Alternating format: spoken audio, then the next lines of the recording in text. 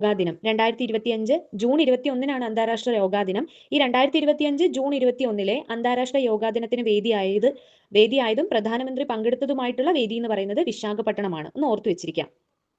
Indian രാഷ്ട്രപതിയായിട്ടുള്ള Draupadi മുർമുവിന്റെ പ്രസംഗങ്ങളുടെ ഒരു സമാഹാരമാണ് ആശവോ കി ഉഡാൻ എന്നറിയപ്പെടുന്ന സമാഹാരം. ആശവോ കി ഉഡാൻ എന്ന് പറയുന്ന ആ ഒരു സമാഹാരം ഇന്ത്യൻ രാഷ്ട്രപതിയായിട്ടുള്ള ദ്രൗപദി മുർമുവിന്റെ പ്രസംഗങ്ങൾ ഉൾപ്പെടുന്ന ഒരു സമാഹാരമാണ്.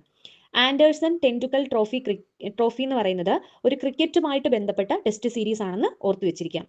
ICC ഹാൾ ഓഫ് ഫെയിമിംഗിൽ ഉൾപ്പെട്ട ക്രിക്കറ്റ് താരം എന്ന് പറയുന്നത് ഇന്ത്യൻ ക്രിക്കറ്റ് താരമാണ് MS Dhoni.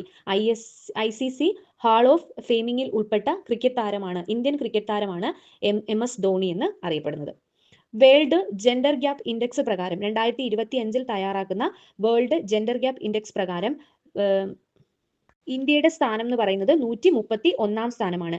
World economic forum ആണ് ഇത്തരത്തിലൊരു വേൾഡ് ജെൻഡർ ഗ്യാപ്പ് ഇൻഡെക്സ് തയ്യാറാക്കുന്നത്. ഇന്ത്യയുടെ സ്ഥാനം 131 സ്ഥാനമാണ്.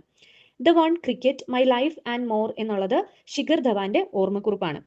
2025 ലോക പരിസ്ഥിതി ദിനാചരണത്തിന് നേതൃത്വം നൽകിയത് അല്ലെങ്കിൽ ആതിഥേയം വഹിച്ചത് ദക്ഷിണ കൊറിയയാണ്. 2025 ലോക പരിസ്ഥിതി ദിനാചരണത്തിന് ആതിഥേയത്വം വഹിച്ചത് ദക്ഷിണ കൊറിയയാണ്. പ്രമേയം എന്ന് പറയുന്നത് ബീറ്റ് പ്ലാസ്റ്റിക് പൊല്യൂഷൻ എന്നതാണ് പ്രമേയം. Beat plastic pollution.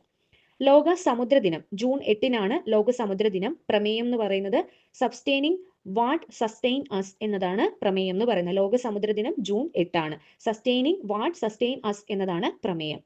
ലോക രക്തദാന ദിനം എന്നാണ്? ജൂൺ 14. ലോക രക്തദാന ദിനം ജൂൺ 14.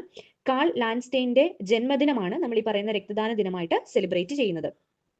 2025 ഉസ് ചെസ് ടൂർണമെന്റ് കിട്ടിയത് ഒരു ഇന്ത്യക്കാരനാണ്. അദ്ദേഹമാണ് പ്രഗ്യാനന്ദ എന്നറിയപ്പെടുന്നത്. അപ്പൊ പ്രഗ്യാനന്ദയ്ക്കാണ് 2025 ഉസ് ചെസ് ടൂർണമെന്റ് വിജയിക്കാൻ കഴിഞ്ഞത്.